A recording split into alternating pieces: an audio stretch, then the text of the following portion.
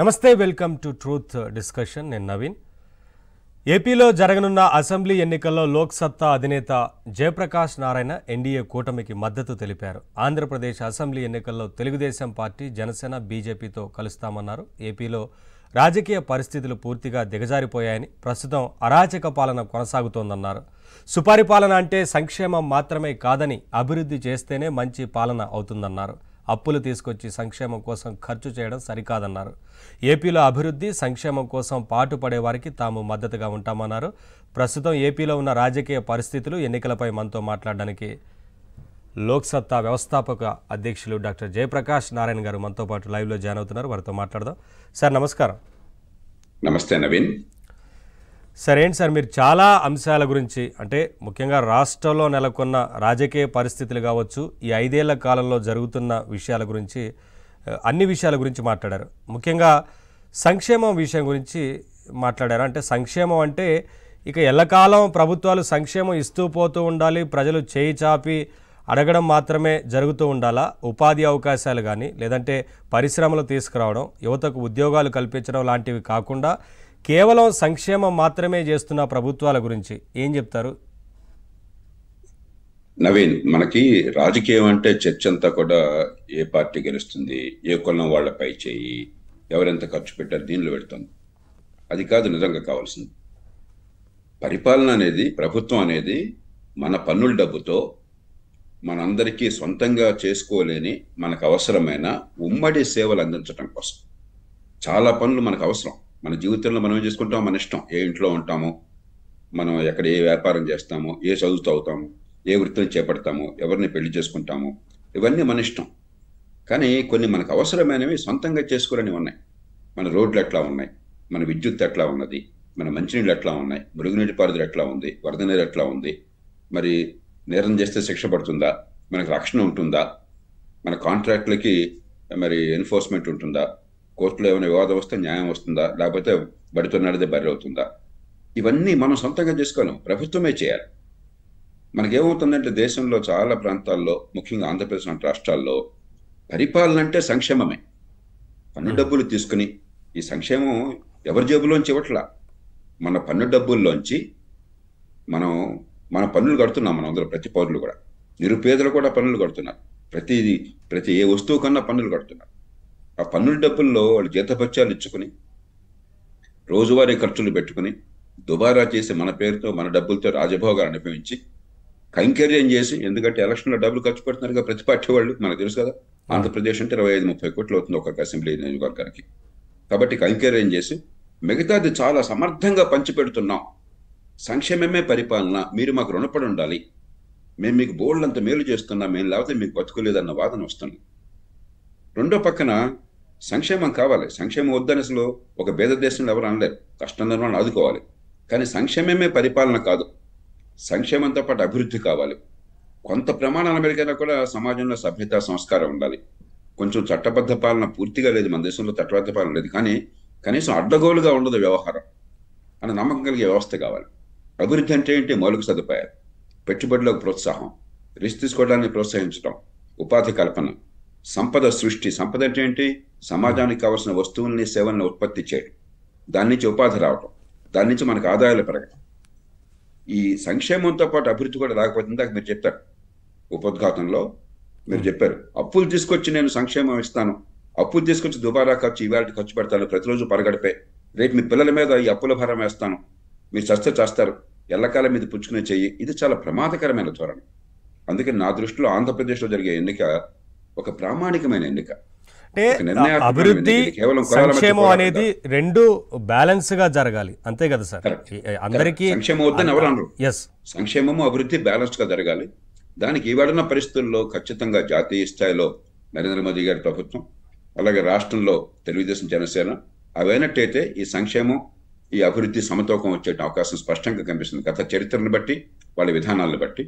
అలాగే అడ్డగోలుగా ఉండేటువంటి చట్టబద్ధ పాలన కొంతమేరకైనా ఒక గాడిని పెట్టే పరిస్థితి వస్తుంది. కాబట్టి మన పిల్లల భవిష్యత్తు కోసం ఇవాళ కులాలు, వర్గాలు మర్చిపోవాలి. ఇవాళ ఏమన్నా కూడా ఆంధ్రప్రదేశ్లో అమ్మ అంటే బూతు మాట అయిపోయింది. దానికి కూడా ఒకరినొకరు బూతులు తెచ్చుకోవటం, బస్తీ మీద సవాలని చెప్పిన గొండాల్లాగా ప్రవర్తించడం. ఇప్పుడు మీ అభిప్రాయం ఒకటి ఉండొచ్చు, నా అభిప్రాయం ఒకటి ఉండొచ్చు. మీ అభిప్రాయం నచ్చకపోతే నాకు నేను మీతో చెప్పాలి. ఇవన్నీ నవీన్ గారు, నా దృష్టిలో ఇది, నా వాస్తవాలు ఇవి, నాకు అర్థమైనవి, నా తర్కం ఇది, కాబట్టి నా కంక్లూషన్ ఇది అని చెప్పి మధ్య మార్గంకి వచ్చి ప్రయత్నం చేయాలి. కానీ నా మాట మీరు ఒప్పుకోరు కాబట్టి మిమ్మల్ని బండబూతులు తిడతాను, మీరు నా మాట ఒప్పుకోరు కాబట్టి నేను మిమ్మల్ని బండబూతులు తిడితే చాలా ప్రమాదకరమైనటువంటి ధోరణి. ఇది ప్రజాస్వామ్యం కాదు, సభ్యత సంస్కారం ఉన్న సమాజం కాదు. దాన్ని వదిలిపెట్టి, కులాలు వదిలిపెట్టి, ఈ ద్వేషం వదిలిపెట్టి, ఒక పాతకాలపు రాచరికల్లాగా, పెత్తందారుల్లాగా ఏదో ఒకటి తలకావలు తీసుకుంటాం అనే పద్ధతి కాకుండా మనం గౌరవప్రదమైన, మర్యాదపూర్వకమైన, వాస్తవాల ఆధారంగా మనకి తర్కబద్ధమైన చర్చ కావాలి. సార్, అంశాల వారీగా మాట్లాడితే రాష్ట్రంలో 5 ఏళ్ల కాలంలో జరుగుతున్న విషయాల గురించి ఒకసారి చర్చిద్దాం. మీకు తెలుసు, రాజధాని విషయంలో మొదటగా అమరావతికి జైకొట్టాయి పార్టీలన్నీ. ఆ రోజు ప్రతిపక్ష నేతగా ఉన్న వైఎస్ జగన్మోహన్ రెడ్డి గారు కూడా సేమ్ అమరావతికే జైకొట్టారు. ఇంకా ఈ భూమి సరిపోదు, ఇంకా ఎక్కువగా సేకరించాల్సిన అవసరం ఉందంటూ ఆ రోజు అసెంబ్లీలో ప్రత్యక్షంగా మాట్లాడారు. ఆ తర్వాత అధికారంలోకి వచ్చిన తర్వాత మాట తప్పారు. రకరకాలుగా ఇవాళ రాష్ట్రానికి రాజధానే లేకుండా 5 ఏళ్ల కాలం పాటు పరిపాలన సాగించారు. ఎట్లా సార్, ఏం చెప్తారు? భావితరాల భవిష్యత్తు ఏమవుతుందనేది. నవీన్, దీనిలో 2 కీలకమైన అంశాలు ఉన్నాయి. ఇది కేవలం రాజధాని కాదనే కాదు, కొన్ని కీలకమైన నిర్ణయాలు ఏడాదికి ఒకసారి తీసుకోరు. మనం ఇప్పటికి కూడా పిచ్చి తిక్కుల గురించి మాట్లాడతాం. ఎందుకని? వాడు గొప్ప పనులు చేశాడని కాదు. ఒకరోజు పొలమంటూ ఢిల్లీ నుంచి రాజధాని దౌలతాబాద్కి అక్కడికి మార్చాడు. మళ్ళీ కొంతకాలం పోయినాక మళ్ళీ మనసు మార్చుకున్నట్లుగా మళ్ళీ ఢిల్లీకి పోవాలన్నాడు. చరిత్రలో వాడు ఒక పిచ్చివాడుగా, ఒక మూర్ఖమైన పరిపాలనగా నిలిచిపోయాడు. ప్రభుత్వం అనేది శాశ్వతమైనది. ప్రభుత్వం ఒక్కరోజు వచ్చేది కాదు. ఏ రోజు కాదు, రేపొద్దున ఇంకో ప్రభుత్వం వస్తుంది, 3 కాదు ఇంకో 2 పెడతానంటాడు, లేకపోతే మరొకటి పెడతానంటాడు, మళ్ళీ ఇంకో ప్రభుత్వం వస్తుంది, మళ్ళీ మారుస్తానంటాడు. ఈ తొక్కులకు పాలన అవుతుంది. ఏ ప్రభుత్వం కూడా ప్రపంచంలో, మన దేశంలోనే కాదు, ప్రపంచంలో ఎక్కడ ఏ ప్రభుత్వం అట్లా చేయదు. రెండోది, రాజధాని కాదు, ఒక గ్రీన్ ఫీల్డ్ సిటీ కావాలి. హైదరాబాద్ నగరం ఉంది, మీకు పాత బస్తీ హైదరాబాదో, లేకపోతే పంజాగుట్ట హైదరాబాదో, హ్యాబిట్స్ హైదరాబాదో కాదు అభివృద్ధి చెందింది. ఆ చుట్టుపక్కల విశాలంగా భూమి ఉంది కాబట్టి ఒక గ్రీన్ ఫీల్డ్ సిటీ. అంతా హైదరాబాద్ అంటున్నాం పేరుకి, కానీ ఒక గ్రీన్ ఫీల్డ్ సిటీ అత్యాధునిక సౌకర్యాలతో, ప్రపంచ స్థాయి ప్రమాణాలతో, మీరు అమెరికాలో న్యూయార్కో, షికాగోకో, లేకపోతే జపాన్లో టోక్యోకో, చైనాలో షాంఘైకో, బీజింగ్కో ఏమీ తేడా లేకుండా మనం నిర్మించుకోగలిగాం. దాంతో ఏమైంది? ప్రపంచ స్థాయిలో పెట్టుబడులు వస్తాయి, ప్రపంచ స్థాయిలో టాలెంట్ వస్తుంది. అది లేకపోతే పెట్టుబడుల్లో ఆధునిక యుగంలో మనం పోటీ పడుతున్నాం. ఆ గ్రీన్ ఫీల్డ్ సిటీకి రైతులు స్వచ్ఛందంగా ఇచ్చారు. ఇవాళ భూమిని సేకరించడం చాలా కష్టం. జనసాంద్రత సమాజంలో, దేశంలో భూమిని సేకరించడం చాలా కష్టం. రైతులు స్వచ్ఛందంగా వచ్చి పెరిగే విలువలో మాకు కూడా వాటా కావాలని కోరుకుంటే దాన్ని పక్కన పెట్టడం అనేది తొక్కులకు ఆలోచన. మూడోది, మనకి ఈవేళ ఒక్క అమరావతి ఒక్కటే కాదు కావాలి, ఖచ్చితంగా అమరావతి రావాలి. అక్కడ పెట్టుబడులు వచ్చేందుకు ఆకర్షణ కావాలి, ఒక సర్వాంగ సౌందర్యంగా తీర్చిదిద్దాలి. కానీ దాంతోపాటు వికేంద్రీకరించిన అభివృద్ధి కావాలి. అది కావాలంటే నా దృష్టిలో ఒక 100 చిన్న పట్టణాలు కావాలి. అంటే చిన్న చిన్న నైపుణ్యంతో, పెద్ద నైపుణ్యం ఉందనుకోండి, ఒక సినిమా డైరెక్టర్, సాఫ్ట్వేర్లో చాలా ఉన్నత స్థాయి వర్కరు, యూనివర్సిటీలో ఒక ప్రొఫెసర్, ఒక సైంటిస్టు, వీళ్ళు మహానగరాల్లోనే ఉంటారు. కానీ ఒక ప్లంబరు, ఒక కార్పెంటరు, ఎలక్ట్రీషియన్, ఒక మేసను, మరొక పని, రోజువారీగా మన జీవితంలో కావాల్సిన పనులు జనం ఎక్కడుంటే అక్కడ పనులు ఉంటాయి. కాబట్టి చిన్న పట్టణాలు ఏర్పాటు చేసి సుదూరానికి వలసలు పోవాల్సిన అవసరం లేకుండా మనకి అక్కడక్కడ ఇన్సిట్యూ అర్బనైజేషన్ అంటాం, అక్కడికక్కడే పట్టణాలు వస్తే ఊళ్ళో పని చూసుకుంటూ అక్కడ ఆలనా పాలన ఉంటుంది, తెలిసిన వాళ్ళు, బంధువులు, మిగతా వాళ్ళు ఉంటారు. 15,000 వచ్చినా కూడా మనకి జీవితం గౌరవంగా నడుస్తుంది. అదే మహానగరానికి పోతే 15,000తో మనం బతకలేం, కుటుంబాన్ని కూడా ఉంచుకోలేం. కాబట్టి ఒక సమదృష్టి కావాలి. ఖచ్చితంగా ఒక మహానగరము, గ్రీన్ ఫీల్డ్ సిటీ ఉన్నట్టయితే ఎక్కడ అవి ఉంటే అక్కడ అభివృద్ధి ఎక్కువ ఉంటుంది, అక్కడ ఆర్థిక పెట్టుబడులు ఎక్కువ వస్తాయి, అక్కడ ఆదాయాలు పెరుగుతాయి. దాంతోపాటు చిన్న పట్టణాలు అభివృద్ధి కావాలి. ఈ సమగ్ర వ్యూహం లేకుండా గుడ్డెద్దు చేలో పడ్డాడు. ఇంతకుముందు వాళ్ళు ఏం చేసినా దాన్ని నేను కాదంటాను. ఇది పూర్వకాలం పంచాయతీల గురించి సినిమాల్లో చూసేవాడు. ఆ రకమైన తీరు. నువ్వు సర్పంచ్గా ఉన్నంతకాలం ఒక రోడ్డు పడ్డానికి లేదా నేను ఆపుతాను, నేను సర్పంచ్గా ఉన్నంతకాలం రోడ్డు పడ్డానికి లేదు వాడు ఆపుతాడు. ఇది ప్రజాస్వామ్యం కాదు, అభివృద్ధి కాదు, ఆధునిక సమాజం కాదు. దీనిలో ఒక వక్రమైనటువంటి ఆలోచనలు, ఒక తొగ్లక్ లాంటి పరిపాలన జరుగుతుంది. అంటే సార్, ఒకటి అంత దూరంగా ఆలోచించి, భవిష్యత్ తరాల గురించి ఆలోచించి ఒక ప్రాంతాన్ని ఎన్నుకున్న తర్వాత ఆ ప్రాంతంలో రైతులందరూ సహకరించడం, మీరు అన్నారు అంత ఈజీ కాదు, అంత ల్యాండ్ని సేకరించడం అంటే వాళ్ళ మామూలు విషయం కాదు. వారందరూ కూడా సంతోషంగా రాష్ట్రం కోసం ఇస్తామంటూ ముందుకు వచ్చి అంత చేసిన తర్వాత రైతులందరినీ కూడా ఇవాళ రోడ్డు ఎక్కేలాగా చేశారు. రైతుల ఆ ప్రాంతంలో ఉన్న సచివాలయానికి వెళ్ళొస్తుంటారు, అసెంబ్లీకి సమావేశాలు జరిగినప్పుడు వెళ్ళొస్తుంటారు, పరదాలు కట్టుకొని తిరుగుతూ ఉంటారు. కానీ రైతులు అక్కడ కూర్చొని ధర్నా చేస్తున్న కనీసం ఆ ప్రాంతానికి వెళ్ళి కానీ ఆ సమస్యల గురించి అడగడం కానీ అసలు ఏం జరుగుతూ ఉంది అనే విషయాన్ని ఈ రోజు కూడా ఒక్కరోజు కూడా మాట్లాడకపోవడం ముఖ్యమంత్రి గారు. అందుకనే నవీన్, ప్రజాస్వామ్యంలో ఖచ్చితంగా ఎన్నికైన ప్రభుత్వానికి రాజ్యాంగబద్ధంగా నిర్ణయాలు చేసిన అధికారం ఉంది. కానీ రాజ్యాంగబద్ధంగా నిర్ణయ అధికారం ప్రజల తరపున ప్రజలిచ్చిన బాధ్యతతో కానీ ఒక చక్రవర్తిలాగా, ఒక నిరంకుశులైన రాజులాగా, అడ్డగోలుగా నాకు పురికి ఏం బుద్ధి పెడితే చేస్తానని చెప్పనేది పరిపాలన కాచాలదు. అంచేత ఇది ఒకటే కాదు, అసలు పరిపాలన అస్తవ్యస్తమైంది. ఆర్థిక వ్యవస్థ కుళ్ళబొడిచారు. 50% దాకా అప్పులున్నాయి. మీకు ప్రభుత్వం ప్రత్యక్షంగా చెప్తున్న అప్పులు కానీ, లేకపోతే ప్రభుత్వమే అప్పులు చేసినా కూడా వేరే సంస్థల పేరుతో అప్పులు చేసి చెల్లించాల్సింది ప్రభుత్వం, వాళ్ళకి వేరే ఆదాయం లేదు. అది కానీ బకాయిలు 1,00,000 కోట్ల పైన చెల్లించాల్సినవి ఉన్నాయి. ప్రభుత్వం బాకీ పడి ఉంది, కానీ బడ్జెట్లో చూపెట్టట్లేదు. కాంట్రాక్టులు చేశారు పాపం, చిన్న కాంట్రాక్టులు 10 లక్షలు 20 లక్షలు, వాళ్ళు డబ్బులు లేవు. లేకపోతే ప్రభుత్వం ఏదో కొన్నది మార్కెట్లోంచి, అమ్మిన వాళ్ళకి డబ్బులు లేవు టెండర్ ద్వారా తీసుకున్నా కూడా. లేకపోతే ఉద్యోగులు జంతుపత్యాలు కొన్ని బకాయిలు ఉన్నాయి, తిరిగి ఇచ్చేది లేదు. ఇవన్నీ కలిపితే 1,00,000 కోట్లు ఉన్నాయి. ఈ మొత్తం కలిపితే 50% వచ్చేసింది. పోనీ దీనివల్ల ఆస్తులు ఏమైనా సమకూరినాయా? అప్పుల వల్ల ఆస్తులు లేవు, అంతా ఖర్చే. ప్రతిరోజు పరగడిపే. 20% దాటకూడదు. FRBI నిబంధనల ప్రకారం ఒక రాష్ట్రంలో 20% దాటకూడదు. ప్రత్యేకంగా రాయితీ ఇస్తే జాతీయ స్థాయిలో ప్రభుత్వం, సమాఖ్య ప్రభుత్వం మరొక 2%, 3% పెంచవచ్చు. 50%కి వెళ్ళిపోయాం. అప్పుల మీద వడ్డీలు పెరుగుతున్నాయి. ఎస్క్రో ఏం చేశారు? ఆ ప్రభుత్వం భవనాలను తాకట్టు పెట్టారు, ఆఫీస్ భవనాలు. అంతటితో ఆగల. దేశంలో ఎక్కడా లేనట్టుగా, బహుశా ప్రపంచంలో ఎక్కడా లేనట్టుగా మీకు పన్నుల డబ్బుని ఖజానాలో కూడా పడకుండా, అసెంబ్లీకి దాని మీద ఏం పాత్ర లేకుండా ఎస్క్రో పెట్టారంటే అప్పు తీసుకున్నాను మీ దగ్గర కాబట్టి మీకు చెల్లిస్తాను నమ్మకం లేదు, అందుకని ఏం చేశారు? ఎస్క్రో అంటే ఆ పన్ను డబ్బు డైరెక్ట్ గా దానిలోకి వెళ్ళిపోతుంది తప్ప ఖజానాలోకి రాదు. అది రాజ్యాంగ విరుద్ధం. ప్రతి రూపాయి ప్రజాస్వామ్య సమాజంలో మనకి ఖజానాలో పడాలి. అసెంబ్లీ దాని మీద నిర్ణయం తీసుకోవాలి, అలా ఖర్చు పెట్టాలి ప్రతి సంవత్సరం అని చెప్పని. అవన్నీ తొంగలకు తొక్కేశారంటే పరిపాలన అనేది కేబినెటే నిర్ణయాలు లేని ఎన్నో వాటిని అమలు చేశారు. అందుకనే ఇప్పుడు ప్రజాస్వామ్యంలో ఖచ్చితంగా ఎన్నికైన ప్రభుత్వానికి అధికారం ఉందని నేను ఎప్పుడు వాదిస్తాను. ప్రభుత్వాన్ని ఎన్నుకున్నది నిర్ణయాలు చేయడం కోసం. నిర్ణయాలు చేయడం అంటే నిరంకుశత్వంగా కాదు, రాజ్యాంగాన్ని చించి పారేసి తొంగలకు తొక్కి కాదు. చాలా అడ్డదిడ్డమైన పరిపాలన సాగుతోంది. అన్నిటికంటే ముఖ్యంగా ఆర్థిక వ్యవస్థ భ్రష్టు పడుతోంది. తీర ప్రాంతంలో ఉన్న రాష్ట్రం. మరి ఒకప్పుడు గొప్ప ఏ కులమైన, ఇప్పుడు దీనిలో మళ్ళీ ప్రతి కుల ప్రస్తావన వస్తుంది. దీనిలో రెడ్లు కావచ్చు, బ్రాహ్మణులు కావచ్చు, కమ్మ కావచ్చు, కాపు కావచ్చు, బలహీన వర్గాలు కావచ్చు, దళితులు కావచ్చు, అపారమైన మేధా సంపత్తి ఉంది. కుటుంబాల్లో తపన ఉన్నది. లక్షలాది మంది తెలుగునాటి నుంచి దేశం లోపల ప్రపంచంలో ప్రభావాన్ని చూపెట్టారు. అలాంటిది పెద్దానికి కులంమయం చేసి, వర్గమయం చేసి, ఇదేదో రాజుల మధ్య శత్రురాజుల మధ్య పోరాటంలా చేసి సమాజంలో విషాన్ని నింపి, ద్వేషాన్ని నింపి, అభివృద్ధి పట్ల అసలు ఆకాంక్ష లేకుండా చేశారు. ఇది చాలా ప్రమాదకరమైన ధోరణి.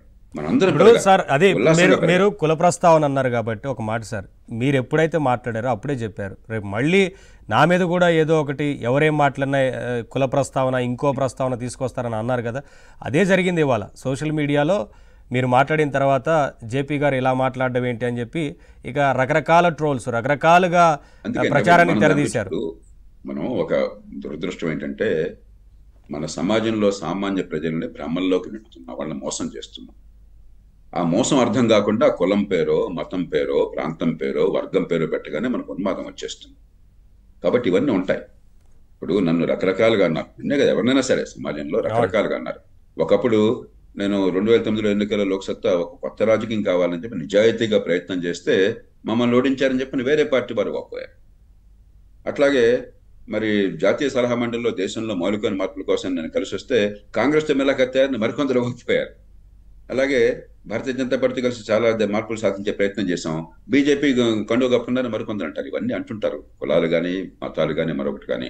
ఇవన్నీ మనం పట్టించుకోకూడదు. మీరు ఓడిపోలేదు సార్, ఎన్నో మార్పులకు ఎన్నో వాటికి సలహాలు సూచనలు అందించారు, ఎన్నో వాటికి శ్రీకారం చుట్టారు, సంస్కరణలకి. తెలుసు కదా అందరికీ. అంతేకాదు ఇంకా చాలా చేయాల్సింది తెలుసు. మనందరికి కావాల్సింది ఏంటంటే, నేను ఒక సామాన్య కుటుంబంలో పుట్టాను. ఒక పల్లెటూరులో ఒక మామూలు స్కూల్లో చదువుకున్నాను, తెలుగు మీడియంలో. ఆనాటి నాయకత్వం కులాలు, ప్రాంతాలు, మతాలకు అతీతంగా ఈ బిడ్డలు ఎదగాలి, భవిష్యత్తు బాగుండాలని అద్భుతమైన కృషి చేశారు. కాబట్టి మాలాంటి వాళ్ళు లక్షలాది మందిని సామాన్య కుటుంబాల నుంచి వచ్చి ప్రపంచంలో ఎవరికి తల ఉంచే అవసరం లేకుండా ఉంటుంది. ఈవేళ మీరు వెళ్ళండి గ్రామాలకి, ఆ ప్రభుత్వం ఇచ్చే తాయిలాలు తప్ప మాకు అందమైన భవిష్యత్తు ఉంది, రేపొద్దున ఎవరితోనో పోటీ పడగలము, తలెత్తుకు తిరగలమని చెప్పిన వాతావరణం ఉందా? అది కావాల్సింది. నాయకత్వం మనలో ఉత్సాహాన్ని నింపి ధైర్యాన్ని ఇచ్చి భవిష్యత్తుకు మార్గం చూపెట్టాలి. కానీ తాత్కాలికంగా మనకి జోకొట్టి ఏదో ఈ పూట తాయిలాలు మన పన్నుల డబ్బుల నుంచే సగం దోచుకుని మిగతా డబ్బు మనకు పంచిపెట్టి అదే పరిపాలన అని చెప్పి రేపటి పట్ల అవగాహన లేకుండా చేయటం అనేది చాలా ప్రమాదకరమైనటువంటి అభివృద్ధి నిరోధకమైనటువంటి రాజకీయం. దాని నుంచి బయటపడాలి. సార్, అందులో మీరు ఒకటి ప్రస్తావించారు ఆర్థిక విషయాల్లో. సరే, గత ప్రభుత్వాలు కూడా సంక్షేమ పథకాలు అమలు చేస్తూనే అభివృద్ధి చేస్తారు. జనరల్గా ఏంటంటే అభివృద్ధి చేసి పరిశ్రమలు వస్తే తద్వారా వచ్చే సంపద సృష్టి, ఆదాయం, ప్రభుత్వానికి వచ్చే ఆదాయం నుంచి సంక్షేమాన్ని ఎవరైనా అందించేవారు. ఇప్పుడు ప్రస్తుత ప్రభుత్వం ఇన్ని లక్షల కోట్లని అప్పు చేసి ఒకవైపేమో 2,70,000 కోట్ల సమయంతో ఒక నంబర్ చెప్తున్నారు. ఇంతవరకు మీకు నేరుగా మీకు ఖాతాల్లో బటన్ నొక్కడం ద్వారా నేను అమౌంట్ని జమ చేశానని చెప్తున్నారు. అందులో కూడా చాలా వరకు లబ్ధిదారుల సంఖ్యను కుదించారు, రకరకాల కారణాలు పెట్టి అందరికీ ఆ పథకాలను కూడా అందకుండా చేశారు. సరే, ఇంతవరకు నంబర్ చెప్తూ ఇన్ని లక్షల కోట్లు వేశామని చెప్తున్నప్పుడు మరి ఇన్ని రెట్ల అప్పు జరిగింది కదా, మిగతా డబ్బంతా ఎటుపోయింది? ఎందుకు అభివృద్ధి జరగలేదు? ఎందుకు పరిశ్రమలు రాలేదు? ఎందుకు మౌలిక వసతుల కల్పన జరగలేదు? ఎందుకు రాష్ట్రంలో రోడ్ల వ్యవస్థ ఇంకా అస్తవ్యస్తంగానే ఉంది? రాష్ట్రానికి ఎవరన్నా వస్తే ఇదేం రోడ్లు అని అడిగే స్థితికి ఎందుకు దిగజారింది? మరి ఆ డబ్బంతా ఎటుపోయింది? ఈ ప్రశ్న వస్తుంది కదా. అందుకని నవీన్, ఏమవుతుందంటే మనకు అసలు ప్రభుత్వం ఎందుకున్నదని అవగాహన లేకపోతే, ఎందుకు ఒక ప్రభుత్వాన్ని మానవ సమాజం ఏర్పాటు చేసుకున్నది, ఎందుకు ఈ ప్రజలు చెమటోడ్చి కష్టపడి వాళ్ళ ఆదాయంలోంచి డబ్బులు పన్నులుగా రూపంలో కడుతున్నారు, ఉమ్మడి అవసరాలు ఏంటని అర్థం లేకుండా ఒక పెత్తందారీ స్వభావంతో రాజకీయం చేస్తున్నప్పుడు, ఒక రాచరిక స్వభావం ఉన్నప్పుడు మీకు అసలు ప్రజల కడగండు కానీ దీర్ఘకాలంలో అభివృద్ధి కానీ రేపొద్దున వచ్చే తరానికి అవకాశాలు ఇవ్వడం కానీ కనిపించదు. అదే ఇతర రాష్ట్రాలు చూడండి, కొన్ని ఒరిస్సా ఉంది, నిజంగా మనతో పోలిస్తే అంత చరిత్ర సంస్కృతి లేవు. ఎందుకంటే బ్రిటిష్ వాళ్ళ కాలంలో అంతా జమీందారీలు, ఎస్టేట్లు ఉండేవి, అందుకని వాళ్ళకి అభివృద్ధికి అవకాశం దొరకలే ఆ రోజు. కానీ ఈవేళ గత 20 ఏళ్ల నుంచి మీరు చూసినట్టయితే ఒరిస్సాలో ఇప్పుడు ప్రస్తుతం చూస్తే మీరు 26,000 కోట్ల రూపాయలు రెవెన్యూలో మిగిలి ఉన్నది. మనం 40,000 కోట్ల రూపాయల దాకా రెవెన్యూలో ప్రతి ఏడాది కూడా డెఫిసిట్ చూపెడుతున్నాము. అంటే రోజువారీ ఖర్చులకు అప్పులు తీసుకొస్తున్నాము. మనం అక్కడ రోజువారీ ఖర్చులకి వచ్చిన ఆదాయంతో రోజువారీ ఖర్చులు చేస్తూ సంక్షేమాన్ని సమర్థంగా అమలు చేస్తూ ప్రజల మన్ననలు పొందుతూ 20 ఏళ్ల పాటు అదే ప్రభుత్వం అధికారంలో. నవీన్ పట్నాయక్ చాలా రాష్ట్రంలో ఆదరణ ఉంది. బహుశా వచ్చే ఎన్నికలు ఒకటి ఆయన నెగ్గుతారని అందరూ అంటున్నారు. ఏమవుతుందో చూద్దాం రేపొద్దున. 26,000 కోట్ల రూపాయలు మిగులు చూపెట్టారు. మనకంటే చిన్న రాష్ట్రం ఉత్తరప్రదేశ్ ఉంది, దేశంలో అతిపెద్ద రాష్ట్రం, నిరుపేద రాష్ట్రం, చాలా కాలం పాటు దుష్పరిపాలనకి సంకేతమైన రాష్ట్రం. మరి తెలంగాణతో పోలిస్తే సగం తలసరి ఆదాయం ఉంటుంది. 74,000 కోట్ల రూపాయలు మిగులు చూపెడుతుంది. ఆ మిగులు అప్పులు తీసుకొచ్చి అక్కడ ఉత్పత్తి పెంచడం కోసం చెప్పిన మౌలిక సదుపాయాలు, పెట్టుబడులు పెంచుతున్నారు. అది పరిపాలన. అంతేగాని నేను డబ్బంతా కూడా ప్రభుత్వం ఖర్చులకి లేకపోతే కైంకర్యానికి ఈ పంపిణీలకు ఇచ్చేస్తాను, తర్వాత ఏమీ లేదు, మీ కర్మ మీరు చావండి, మీరు నాకు రుణపడి ఉండండి. ఎవరు రుణపడి ఉంటారండి? ఎవరి డబ్బు ఇది? ఎవరి జేబుల్లోంచి ఇస్తున్నారా? ఏ నాయకుడైనా, ఏ ప్రభుత్వం, ఏ ముఖ్యమంత్రి అయినా, ప్రధానమంత్రి అయినా ఇది ప్రజల డబ్బు. ప్రజల డబ్బుని ప్రజా ప్రయోజనాలకి, ఉమ్మడి ప్రయోజనాలకు ఖర్చు పెట్టాలి. ఆ తర్వాత అవసరం మేరకు, సాధ్యమైనంత మేరకు సంక్షేమానికి ఖర్చు పెట్టాలి. సంక్షేమం అంటే ఏంటి? తాత్కాలికమైన వ్యక్తిగత ప్రయోజనం. అభివృద్ధి అంటే ఏంటి? దీర్ఘకాలికమైన సామూహిక ప్రయోజనం. ఈ రెండుకి తేడా లేకుండా పోయింది. దీర్ఘకాలిక సామూహిక ప్రయోజనం కోసం ప్రభుత్వాన్ని పెట్టుకున్న మనం దాన్ని పూర్తిగా పక్కన పెట్టేసి తాత్కాలిక వ్యక్తిగతమైన ప్రయోజనం మాత్రమే, మిగతా అంతా కైకర్యము, దుబారా. ఇది కాదు ప్రభుత్వం చేయాల్సింది. మరి ఇప్పుడు ఇన్ని శాఖల్లో కాదు సార్, ఇప్పుడు ఇన్ని శాఖల్లో ప్రభుత్వం కాదు. అవును, ఇన్ని శాఖల్లో ఉన్నతాధికారులు అందరూ కూడా పనిచేయాల్సిన వాటి మీద దృష్టి పెట్టకుండా అయిపోయింది. మొత్తం బటన్ నొక్కడం, ఈ డబ్బులని పంచే విషయం, దీని మీదే దృష్టి పెట్టి మిగతా అంశాలకు పని లేకుండా పోయింది కదా రాష్ట్రంలో. ఏం చేశారని ఓటు అడుగుతారనే ప్రశ్న ఇవాళ వస్తుంది కదా. అందుకే నేను చివరికి ఇది సమస్య రాజకీయ పార్టీలు కూడా కాదు నవీన్, మన సామాన్య ప్రజలకి ఈ ప్రజాస్వామ్య పట్ల అవగాహన లేకుండా చేసాం. మనం పన్నులు కడుతున్నాం అన్న స్పృహ పాపం చాలా మందికి లేదు. మనం ఓటేస్తే వాళ్ళు అధికారంలో కూర్చున్నారు, మన ఓటు లేకపోతే వాళ్ళకి ఏమీ లేదు. వీళ్ళలో చాలా మందికి సమాజంలో ఏ రకమైన గుర్తింపు ఉండదు మన ఓటు లేకపోతే అన్న స్పృహ లేదు. కాబట్టి వీళ్ళు రాజులు అనుకుంటున్నారు. ఏదో మనం వారు ఇచ్చారు, వారు దానం చేశారు, తృప్తి పడుతున్నారు. కాబట్టి నేను సామాన్య ప్రజలను కోరుతోంది. కష్టపడుతున్నారు ప్రతి కుటుంబం ఈ దేశంలో. ఏ కులమైనా సరే, గ్రామమైనా పట్టణమైనా, డబ్బున్నా లేకపోయినా చదువుకున్నా లేకపోయినా నా పిల్లలు నాకంటే ఎదగాలి, నా కుటుంబం బాగుండాలని చెప్పిన త్యాగానికి తల్లిదండ్రులు సిద్ధం. వాళ్ళ అవసరాలు చంపుకునే పిల్లల అవసరం కోసం మనం అంతా చేస్తాం. మన దేశానికి ఉన్న గొప్పతనం, మన సమాజానికి ఉన్న గొప్పతనం అది. కాబట్టి నేను ఆ తల్లిదండ్రులను కోరుతున్నాను, ఒక్కసారి మీరు ఇవన్నీ పక్కన పెట్టండి, కళ్ళు మూసుకుని ఆలోచించండి. ఇంకొక 20 ఏళ్ల పాటు ఇలాగే సంక్షేమాన్ని కొనసాగించిన, ఇలాగే చాలా సమర్థంగా బట్టంలోకి నెల నెలా మనకు వచ్చే వస్తుంది అనుకుందాం. 20 ఏళ్ల తర్వాత ఎల్లకాలం పుచ్చుకునే చేతులు కాకుండా తలెత్తుకుని బతికే అవకాశం నా పిల్లలకు వస్తుంది. మిగతా కుటుంబాలతో పాటు, డబ్బున్న కుటుంబాలు, చదువున్న కుటుంబాలతో పాటు నేను మా పిల్లలు పోటీ పడగలుగుతారు, సొంతంగా సంపాదించగలుగుతారు, వాళ్ళ కాళ్ళ మీద నిలబడగలుగుతారు. ఒక్కసారి ఆ నమ్మకం కలిగితే అట్లాగే ఒకటేయండి. కాదు, ఈ పద్ధతి వల్ల ఎల్లకాలం ఎంత జరిగినా కూడా నా పిల్లల భవిష్యత్తు ఇట్లానే ఉంటుంది, పేదల పిల్లలు పేదలుగానే ఉంటారు, ఎల్లకాలం అది పుచ్చుకునే చెయ్యే, బానిసత్వంలో మగ్గుతున్నాం అనుకున్నట్టయితే ఒక్కసారి మీ పిల్లల కోసం ఆలోచించండి. మనమంతా బతికేది మన పిల్లల కోసం, మనం ఓటేసేది కూడా మన పిల్లల కోసం కావాలి. ఆ ప్రయత్నం చేయండి. నేను అందరినీ కోరేది అదొక్కటే. మీరు ఇంకా ఒక మాటనే ప్రస్తావించారు, ప్రశాంతంగా ఇవాళ ఈ రాష్ట్రంలో ఎన్నికలు జరిగే ఆ వాతావరణం అసలు ఉందా, జరిగేందుకు అవకాశం ఉంటుందా అని కూడా అన్నారు. చూస్తూ ఉంటే పరిస్థితులు అంటే అధికారుల నుంచి కింది స్థాయి వారి నుంచి పై వరకు మొన్నటి వరకు అదే తంతు జరిగింది. ఒక వాలంటరీ వ్యవస్థ ద్వారా ప్రజల సమస్త సమాచారాన్ని, డేటా మొత్తం సేకరించారు. సొంత అంటే అధికార పార్టీకి సంబంధించిన అభ్యర్థుల చేతిలోకి డేటా వెళ్ళిపోయింది. రకరకాలుగా ఇబ్బందులు. ఇవన్నీ చూస్తుంటే ఏమనిపిస్తుంది సార్? అందుకేనా మీరు ఆ వ్యాఖ్య చేశారు? ఇప్పుడు నేను 43 ఏళ్లుగా ఎన్నికల నిర్వహణలో ఉన్నాను, ఏదో ఒక రూపంలో. నవీన్, ప్రభుత్వంలో ఒక రిటర్నింగ్ అధికారిగా, అసెంబ్లీకి, పార్లమెంట్కి, ఒక జిల్లా కలెక్టర్గా, జిల్లా ఎన్నికల అధికారిగా, అలాగే ఈ దేశంలో ఎన్నికల పరిశీలకుడిగా, అలాగే ప్రపంచ దేశాల్లో కామన్వెల్త్ తరఫున ఎన్నికల పరిశీలకుడిగా ప్రపంచం చూశాను. ఇతర దేశాల్లో రాష్ట్రపతి ఎన్నికలు పర్యవేక్షించాను, ప్రత్యక్ష ఎన్నికని. ఆ దేశాల్లో పార్లమెంట్ ఎన్నిక, దేశం మొత్తం ఎన్నికను పర్యవేక్షించాను. ఆ దేశాల్లో స్థానిక ప్రభుత్వ ఎన్నికలు పర్యవేక్షించాను. ఇప్పటిదాకా ఎవరున్నా కూడా మన దేశంలో ఇందిరాగాంధీ లాంటి గొప్ప నేతని ఎన్టీ రామారావు గారు మరొక కాంగ్రెస్ ప్రత్యామ్నాయం తీసుకొచ్చి ప్రజలందరినీ కూడా ఉర్ర తొలగించి చాలా ప్రశాంతంగా, ఏ రకమైన గొడవలు లేకుండా ఎన్నికలు నెగ్గలిగారు. 1977లో మరి ఇందిరాగాంధీ దేశంలో అంత ప్రభావశీలమైనటువంటి నాయకురాలు ఆవిడ. కాంగ్రెస్కి ప్రత్యామ్నాయం లేదనుకున్నాం, మిగతా పార్టీలను కలిసి వచ్చి ఎమర్జెన్సీ నియంత్రణకు వ్యతిరేకంగా పోరాడి మరి ఆవిడ్ని, ఆవిడ కుమారుణ్ణి కూడా ఓడించి ఈ దేశంలో అధికారం మార్చగలిగారు. ఎన్టీ రామారావు గారు లాంటి గొప్ప నాయకుడు 89లో ఆయన అధికారం కోల్పోయినాడు. చాలా ప్రశాంతంగా మన దేశంలో ఇప్పటిదాకా ఎన్ని పొరపాటున్న ప్రజాస్వామ్యంలో స్వేచ్ఛగా, హింస లేకుండా, భయం లేకుండా ప్రశాంతంగా ఎన్నికలు జరుగుతాయి, అధికార మార్పు ఉంటుందన్న విశ్వాసం ఉన్నది. ఇప్పుడు అడ్డగోలుగా ఎలా జరుగుతుందంటే, బడితున్నాడు దెబ్బరి ఎంత స్థాయికి వెళ్ళిపోయిందంటే, ఆంధ్రప్రదేశ్లో చాలా మంది అసలు ఎన్నికలు సరిగ్గా జరుగుతాయా అన్న భావానికి వచ్చింది. కానీ నేను ప్రజలందరినీ కోరేది ఏంటంటే, మీకు ఓటర్ నమోదు కాకపోయినట్టయితే ఎన్నికల సంఘం గత 20 ఏళ్లుగా నేనే చాలా పోరాడాను. చాలా కాలం పాటు ఎన్నికల్లో ఓటర్ల జాబితా బాగు చేయడం కోసం చాలా లోక్సత్తా ఉద్యమం పోరాడింది.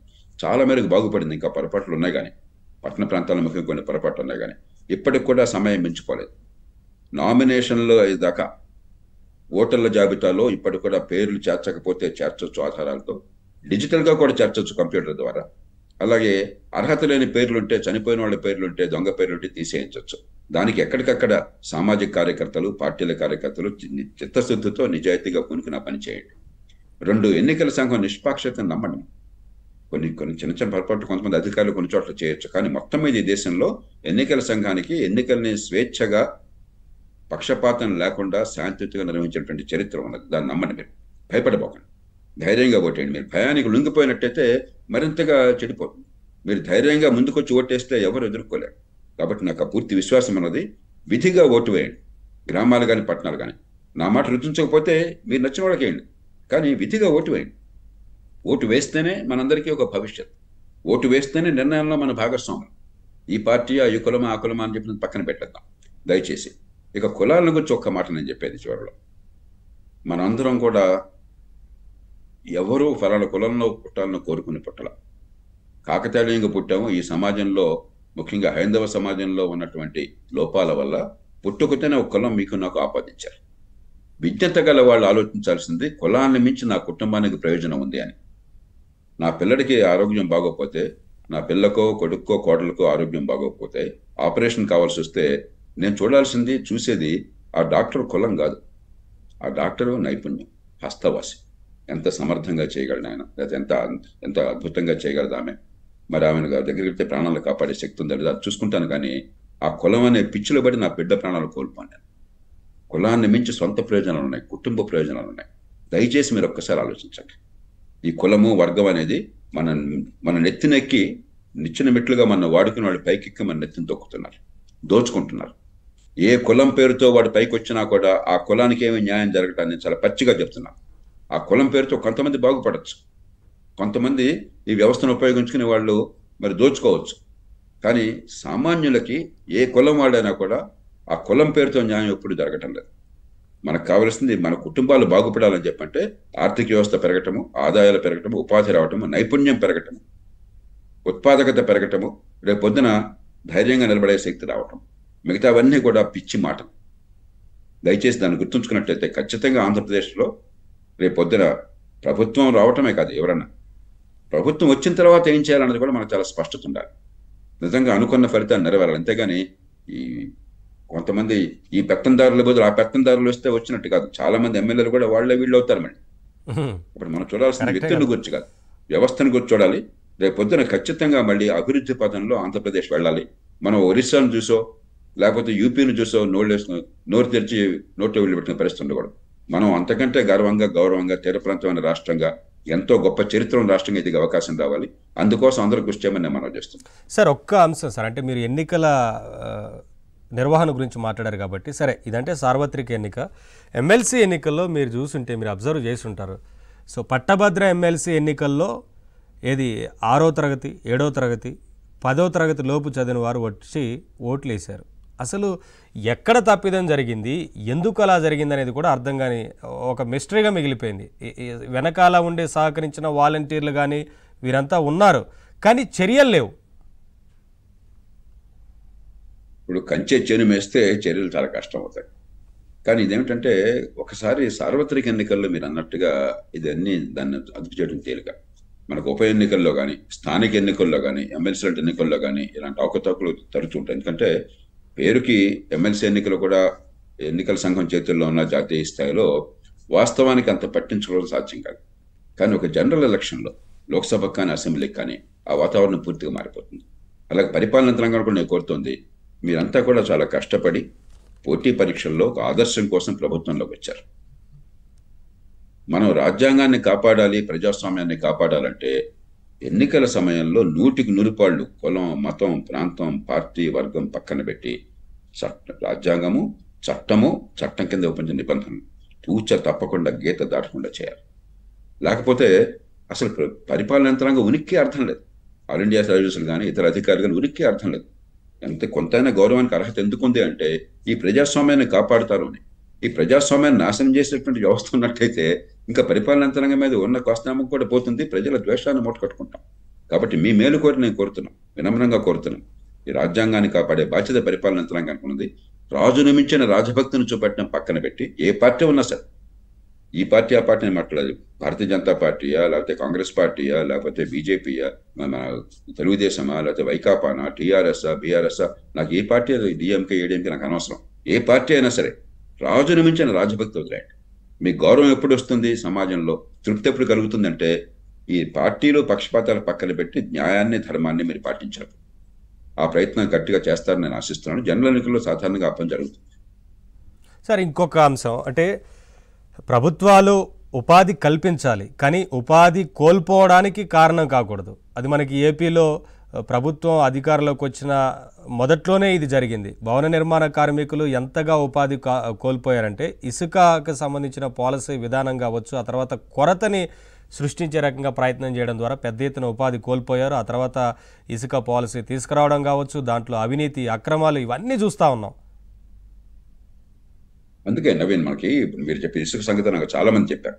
ఆంధ్రప్రదేశ్లో ఆనాడు 1-2 ఏళ్ల పాటు ఎక్కడికి వెళ్ళినా కూడా పాపం సామాన్య కార్మికులు నష్టపోయిన వాళ్ళంతా కన్నీళ్లతో చెప్పారు.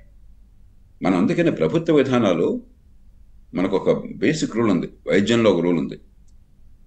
మీరు రోగికి చికిత్స చేయలేకపోవచ్చు, వ్యాధి నయం చేయలేకపోవచ్చు, కానీ రోగికి నష్టం చేయబోకండి, రోగికి అన్యాయం చేయబోకండి.